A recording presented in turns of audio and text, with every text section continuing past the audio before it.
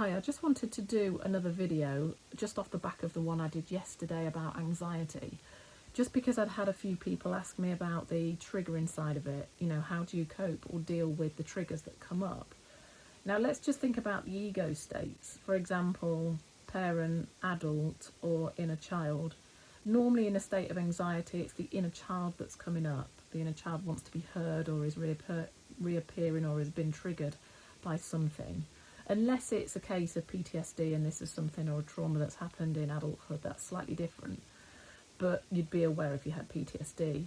But with the inner child that's coming up, think about that logically. You know, if you had a child that came to you that was triggered or was wounded, how would you nurture that child?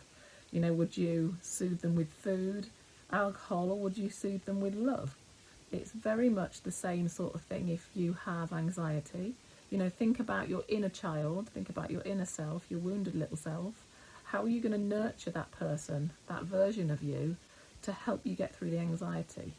And if you can just spend a few moments connecting with your inner self, nurturing your inner self, then normally the trigger or the anxiety will pass a lot quicker. It's just taking that moment to find the nurturing and to give yourself some love.